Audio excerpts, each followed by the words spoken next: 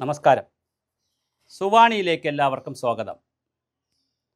കഴിഞ്ഞ ദിവസം 24 ചാനലിൽ ശ്രീകണ്ഠൻ നായരുടെ ഒരു ഷോ ഉണ്ടായിരുന്നു. അതിൽ ആത്മീയതയെക്കുറിച്ചുള്ള ചർച്ചകൾ നടന്നു. ചില സ്വാമിമാർ പങ്കെടുത്തു, യുക്തിവാദികൾ പങ്കെടുത്തു. അവിടെ ഹോട്ടായ ഒരു ഡിസ്കഷനായിരുന്നു ആത്മീയത എന്താണ്. ഒന്നാമത്തെ വിഷയം, ചോദ്യം തന്നെ തെറ്റാണ്. ഒരു വിഷയത്തെക്കുറിച്ച് ചോദിക്കുന്നത് ചോദ്യം പോലും ശരിയായിരിക്കണം. അതുകൊണ്ടാണല്ലോ എങ്ങനെ, എത്രമാത്രം, എവിടെ, എപ്പോൾ, എന്തുകൊണ്ട്, എങ്ങനെ പല പല ക്വസ്റ്റ്യൻസ് വരുന്നത്. അല്ലെ പിന്നെ എല്ലാത്തിനും ഒരു ക്വസ്റ്റ്യൻ മതിയല്ലോ. ചിലത് സാഹചര്യങ്ങളുടെ ചോദ്യമാണ്, ചിലത് ഡയറക്റ്റ് ആൻസർ കിട്ടുന്ന, റെഡിമെയ്ഡ് ആൻസർ കിട്ടുന്ന ചോദ്യമാണ്, ചിലത് എസ് ഓർ നോയാണ്, ചിലത് ഉണ്ട് ഇല്ല എന്നുള്ളതാണ്, ചിലത് അതെ അല്ല എന്നുള്ളതാണ്. ആൻസറുകൾക്കനുസരിച്ച് ചോദ്യങ്ങൾ വേരി ചെയ്തുകൊണ്ടിരിക്കും. ആത്മീയത എന്താണ് എന്നുള്ളൊരു ചോദ്യത്തിന് പ്രസക്തിയില്ല. ആത്മീയത എന്താണെന്ന് ചോദിക്കുന്നതിനൊരു പ്രസക്തിയില്ല. ആത്മീയത ആവശ്യമുണ്ടോ? ആവശ്യമുണ്ടോ എന്ന് ചോദിക്കുമ്പോൾ അതെങ്ങനെ ആവശ്യമുണ്ട്, എന്തിനാവശ്യമുണ്ട്, പിന്നെ അങ്ങനെ പോവാം. ഭൗതികത ആവശ്യമുണ്ടോ?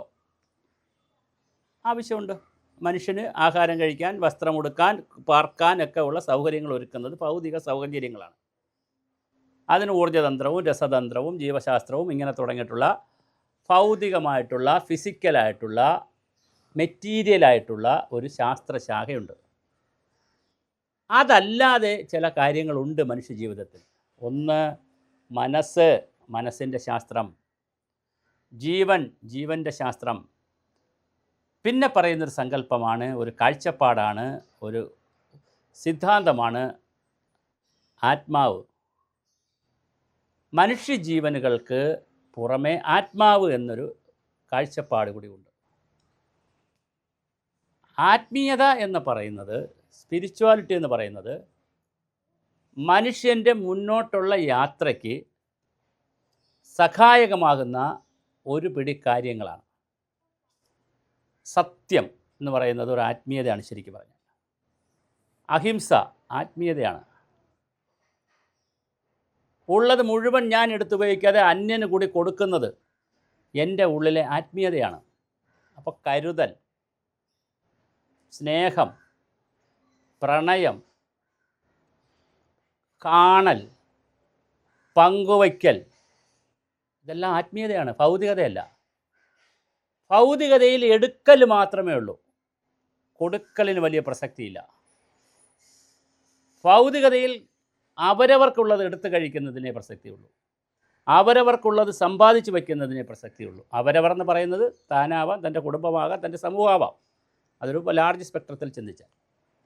അതിനപ്പുറം പങ്കുവയ്ക്കലിൻ്റെ, പങ്കെടുക്കലിൻ്റെ ഒരു സാമൂഹ്യ തത്വമാണ് ആത്മീയത മുന്നോട്ട് വയ്ക്കുന്നത്. ഇതൊരു കാഴ്ചപ്പാടാണ് മുന്നോട്ട് വയ്ക്കുന്നത്. മനുഷ്യന്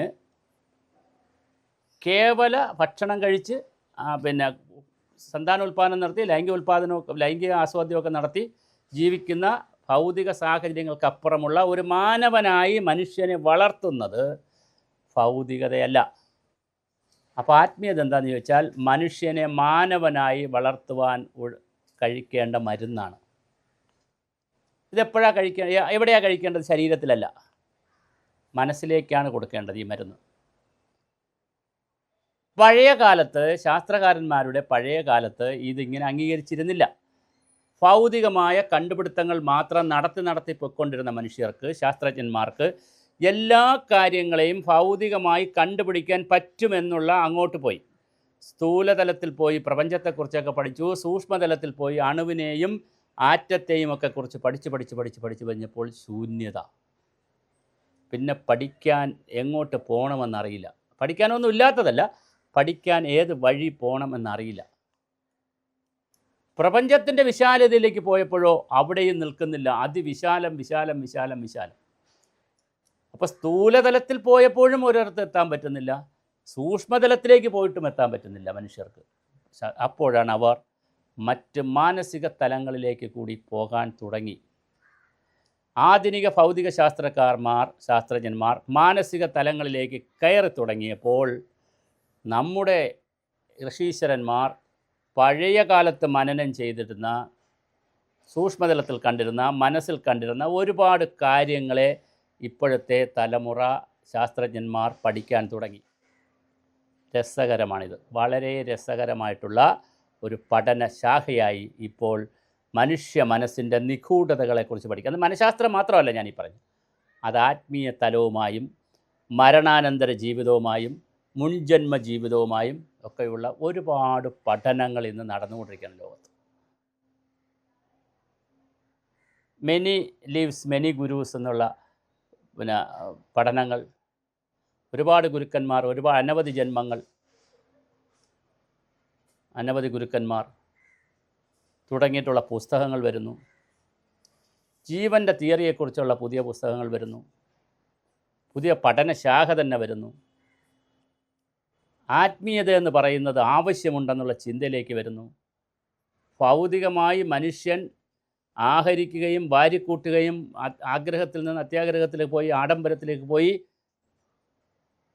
ആർത്തിയിൽ നിന്ന് തുടങ്ങി അത്യാർത്തിയിലേക്ക് പോയി വല്ലാതെ മാനവരാശി മുന്നോട്ട് പോയപ്പോൾ അവരെ പിടിച്ചു നിർത്തുന്നതിന്, അവർക്ക് മതി എന്ന് പറയുന്നതിന് ഒരു ഇടം ആവശ്യമുണ്ട്.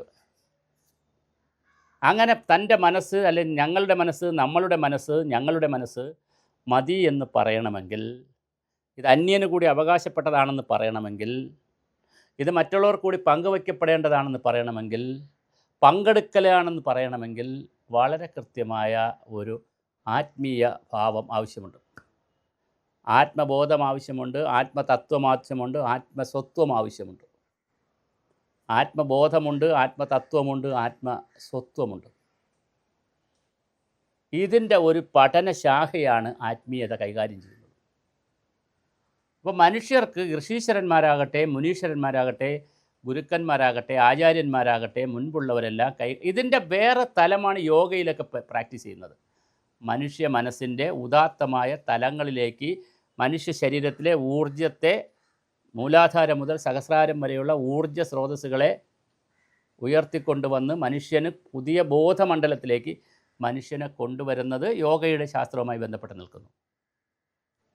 വളരെ കൃത്യമായിട്ടുള്ള, വളരെ ലളിതമായിട്ടുള്ള, വളരെ മനോഹരമായിട്ടുള്ള മനുഷ്യൻ്റെ മുന്നോട്ടുള്ള യാത്രയിൽ നിർണായകമായ ഒരു പങ്ക് വഹിക്കുന്ന ഒരു മേഖലയാണ് ആത്മീയത.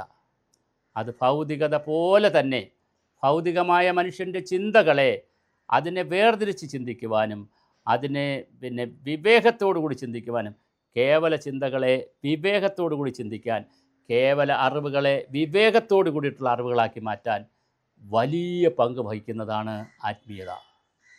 എൻ്റെ സ്വത്ത് പോലെ തന്നെ അന്യൻ്റെ സ്വത്തും സംരക്ഷിക്കപ്പെടുന്നിടത്താണ് എൻ്റെ സ്വത്ത് സംരക്ഷിക്കപ്പെടുന്നുള്ളൊരു മനുഷ്യൻ്റെ ചിന്ത വരുന്നത് ഈ ആത്മീയ ചിന്തയിൽ നിന്നാണ്. അതും ദൈവികതയുമായി ചെറിയ വ്യത്യാസമുണ്ട്. ആത്മീയത ഇല്ലാതെ ഒരു മനുഷ്യർക്കും ഈ ഭൂമിയിൽ ജീവിക്കാൻ കഴിയില്ല. അവരെ മുന്നോട്ട് നയിക്കുന്നത്, അവരെ പുരോഗതിയിൽ നിന്ന് പുരോഗതിയിലേക്ക് നയിക്കുന്നത് ഈ ആത്മീയതയാണ്.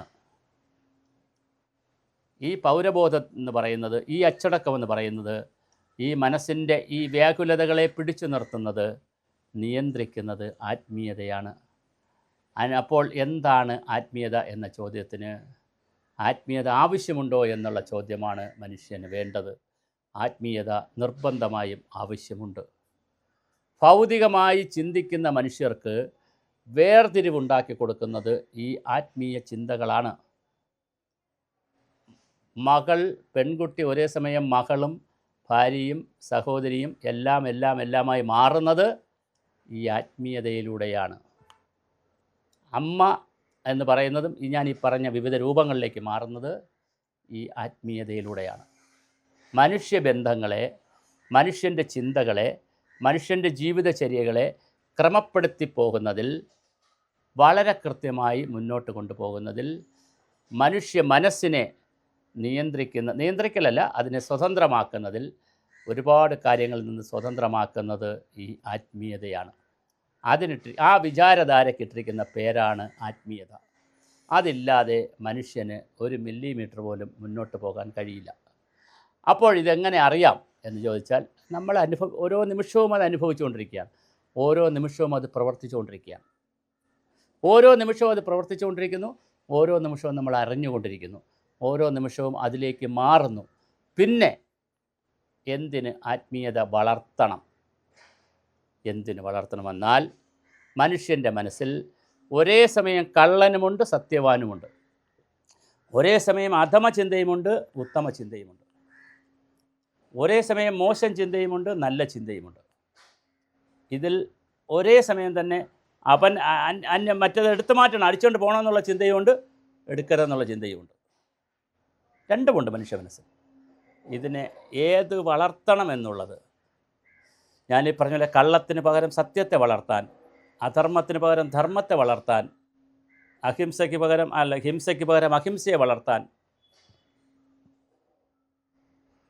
അടിച്ചു പോകുന്നതിന് പകരം പങ്കിടലിന് കൊണ്ടുപോകാൻ, പങ്കിടാൻ, കരുതാൻ ഒക്കെ ഉള്ള ആ വികാരങ്ങളുണ്ടല്ലോ മനുഷ്യൻ്റെ, ആ വിചാരങ്ങളുണ്ട്. ആ വികാരങ്ങൾ അതിനെ പുഷ്ടിപ്പെടുത്താൻ ആത്മീയതയ്ക്ക് കഴിയും എന്നുള്ളതാണ് ആത്മീയതയുടെ പ്രാധാന്യം. അപ്പോൾ ആവശ്യമുണ്ടോ? ഒന്നാമത്തെ ചോദ്യം. ഇതിൻ്റെ പ്രാധാന്യം എന്താണ്? ഇതെവിടെ ഇരിക്കുന്നു എന്നാണ് അടുത്ത ചോദ്യം. ഇതൊരിടത്ത് ഇരിക്കുന്നുണ്ടോ? ഇതങ്ങനെ ഒരിടത്തും ഇരിക്കുന്ന ഒരു വസ്തുവല്ല. മനുഷ്യൻ്റെ ചിന്ത എവിടെ ഇരിക്കുന്നു? മനസ്സ് എവിടെ ഇരിക്കുന്നു? ശരീരത്തിൽ എന്ന് പറഞ്ഞ് പോയാൽ വല്ല കാര്യമുണ്ടോ? മനസ്സിരിക്കുന്നൊരു സ്ഥലം എവിടെയാണ് ശരീരത്തിൽ? തലയിലാണോ? നെഞ്ചിലാണോ? ഹൃദയത്തിലാണോ? തലച്ചോറിലാണെന്നൊക്കെ ഇപ്പോൾ ആധുനിക ശാസ്ത്രം പറഞ്ഞു വരുന്നുണ്ട്. പക്ഷെ അത് എന്താണത് കറക്റ്റ്? എന്താണ് അതിൻ്റെ ഫങ്ഷൻ എന്നൊക്കെ ഉള്ളതിനെ സംബന്ധിച്ച് എങ്ങനെ അത് ഫങ്ഷൻ ചെയ്യുന്നു? മറ്റവയവങ്ങൾ മോർ ഓർ ലെസ് സെയിമായിട്ട് ഫങ്ഷൻ ചെയ്യുമ്പോൾ മനസ്സ് വളരെ വ്യത്യസ്തമായിട്ടാണ് ഫങ്ഷൻ ചെയ്യുന്നത്. ഒരാളിൻ്റെ മനസ്സല്ല മറ്റൊരാളിൻ്റെ മനസ്സ്, വളരെ വ്യത്യസ്തമാണ്. അത്രയും വൈവിധ്യമായ രീതിയിൽ മനസ്സിനെ പ്രവർത്തിപ്പിക്കുന്നത് ആരാണ്? ഇതൊക്കെ വലിയ അന്വേഷണ വിഷയമാണ്. ഈ അന്വേഷണ വിഷയത്തിൽ ഭാരതത്തിലെ ഋഷീശ്വരന്മാരും മുനികുമാരന്മാരും ആചാര്യന്മാരും ഗുരുക്കന്മാരുമൊക്കെ കണ്ടെത്തിയ ഒരാശയമാണ്, മനുഷ്യന് സ്പിരിച്വൽ തിങ്കിങ്ങും ആവശ്യമുണ്ട്, ആത്മീയ ചിന്തകൾ ആവശ്യമുണ്ട്. എന്തിന്? ഞാൻ നേരത്തെ പറഞ്ഞ പോലെ മനുഷ്യജന്മത്തെ കൂടുതൽ സാർത്ഥകമാക്കാൻ, കൂടുതൽ സമ്പുഷ്ടമാക്കാൻ, കൂടുതൽ ആനന്ദമാക്കാൻ എന്താവശ്യമുണ്ട്? ഒരു സ്പിരിച്വൽ തോട്ട് ആവശ്യമുണ്ട്, ഒരു സ്പിരിച്വൽ റിയാലിറ്റി ആവശ്യമുണ്ട്, ഒരു സ്പിരിച്വൽ എക്സ്പീരിയൻസ് ആവശ്യമുണ്ട്. ഇതും ഭക്തിയുമായി ഒരു ബന്ധമില്ല കേട്ടോ. ഭക്തി വേറൊരു സാധനമാണ്, വേറൊരു കാര്യമാണ്. പ്രാർത്ഥന വേറൊന്നാണ്, ആരാധന വേറൊന്നാണ്. ഇതെല്ലാം കൂടെ കൂട്ടിക്കുഴച്ച് ചിന്തിച്ച് ചക്ക കുഴയ്ക്കും പോലെ കുഴച്ച് വെച്ചാൽ പിന്നെ കൺഫ്യൂഷനായിരിക്കും. അങ്ങനെ വരാതെ സ്പിരിച്വാലിറ്റി അല്ലെങ്കിൽ ആത്മീയത എന്ന് പറയുന്നത്, പ്യുവർ സ്പിരിച്വാലിറ്റി അല്ലെങ്കിൽ ട്രൂ സ്പിരിച്വാലിറ്റി എന്ന് പറയുന്നത് മനുഷ്യൻ്റെ മുന്നോട്ടുള്ള ദൈനംദിന ജീവിതത്തെ കൂടുതൽ ആനന്ദകരമാക്കുന്നതിനുള്ള ഒരു ടൂൾ എന്ന് വേണമെങ്കിൽ നമുക്ക് പറയാം, അല്ലെങ്കിൽ ഒരു ഉപാധി എന്ന് വേണമെങ്കിൽ പറയാം. ദാറ്റ്സ് എ മീഡിയം എന്ന് പറയാം. അതാണ് സ്പിരിച്വാലിറ്റി. അതാവശ്യമുണ്ട്, എല്ലാവരിലും ഉണ്ട്. ആവശ്യമുണ്ടെന്ന് പറയലല്ല, എല്ലാവരിലും ഉണ്ട്. ചിലർ അത് നന്നായി പരിപോഷിപ്പിക്കുന്നു, ചിലർ അത് പരിപോഷിപ്പിക്കാതെ മറ്റു കാര്യങ്ങളിലേക്ക് കൊണ്ടുപോകുന്നു. ഏറ്റവും വലിയ യുക്തിവാദിയാണ് ഏറ്റവും വലിയ ആത്മീയവാദി. കാരണം അദ്ദേഹത്തിൻ്റെ ഉള്ളിൽ യുക്തി എന്നൊരു ആത്മീയത കിടപ്പുണ്ട്, ആ ഒരു ചിന്ത കിടപ്പുണ്ട് അദ്ദേഹത്തിൻ്റെ മനസ്സിൽ. ഏറ്റവും വലിയ ശാസ്ത്രകാരൻ ആത്മീയവാദിയാണ്. ഈ ശാസ്ത്രയുക്തി അയാളുടെ മനസ്സിൽ കിടപ്പുണ്ട്. അപ്പോൾ സ്പിരിച്വാലിറ്റി എന്ന് പറഞ്ഞാൽ, ആത്മീയത എന്ന് പറഞ്ഞാൽ ദൈവത്തിൻ്റെ അടുത്ത് പോയിരിക്കുകയും പൂജ നടത്തുകയും കുറിയിടുകയും ചന്ദനമിടുകയും ഭസ്മമിടുകയും ഒക്കെ ചെയ്യുന്ന മന്ത്രവാദവും തുള്ളലും ഒക്കെ കാണിക്കുന്ന ഒരു സാധനമല്ല. അത് വേറെ ബ്രാഞ്ചാണ്. അപ്പോൾ മനുഷ്യന് സ്പിരിച്വാലിറ്റി എന്ന് പറയുന്നത് മനുഷ്യൻ്റെ ജീവിതത്തിൻ്റെ, അവൻ ജനിച്ചു വരുന്ന അന്ന് മുതൽ, ഒരു കുഞ്ഞ് ജനിച്ചു വരുന്ന അന്ന് മുതൽ സ്പിരിച്വാലിറ്റി കൂടെ വരുന്നുണ്ട്, എപ്പോഴും കൂടെയുണ്ട്. അത് സ്ഫുരിപ്പിക്കണം, അല്ലെങ്കിൽ അത് ജ്വലിപ്പിച്ച് നിർത്തണം എന്നാൽ മാത്രമാണ് ആചാര്യന്മാർ പറഞ്ഞത്. അത് കൂടുതൽ ജ്വലിപ്പിച്ച് നിർത്തുമ്പോൾ നമുക്ക് കൂടുതൽ ശരിയിലേക്ക് പോകാൻ പറ്റും, കൂടുതൽ ആത്മീയ അന്വേഷണത്തിലേക്ക് പോകാൻ പറ്റും, കൂടുതൽ ആനന്ദത്തിലേക്ക് പോകാൻ പറ്റും എന്ന് മാത്രമാണ് പറഞ്ഞു പഠിപ്പിച്ചത്. അപ്പോൾ അതുകൊണ്ട് തന്നെ വളരെ സത്യസന്ധമായും കൃത്യമായും ഇത് ഡെവലപ്പ് ചെയ്യുക എന്നുള്ളതാണ് നമ്മൾക്കുണ്ട്. നമ്മുടെ ഉള്ളിലുള്ള ഒരു തീ ഉണ്ട്, അതിനെ ഡെവലപ്പ് ചെയ്തെടുക്കുക എന്നുള്ളതാണ് ഏറ്റവും പ്രധാനം. അതുകൊണ്ട് എന്താണ് എന്നുള്ളൊരു ചോദ്യത്തിന് പ്രസക്തിയില്ല. ഇത് അനുഭവവേദ്യമാകുന്ന, മനുഷ്യർക്ക് അനുഭവവേദ്യമാകുന്ന, എപ്പോഴും കൂടെയുള്ള, ഭൗതികതയോടൊപ്പം സഞ്ചരിക്കുന്ന, ഒരുപക്ഷെ ചിലപ്പോൾ ഭൗതികതയെ നിശ്ചയിക്കുന്ന, ഭൗതികതയുടെ മുന്നേ സഞ്ചരിക്കുന്ന വളരെ കൃത്യമായ മനസ്സിൻ്റെ ചിന്താ പദ്ധതിയാണ് ആത്മീയത. അതിനെ ആ തലത്തിൽ തന്നെ കണ്ടാൽ വളരെ മനോഹരവും ആനന്ദകരവുമായിരിക്കും.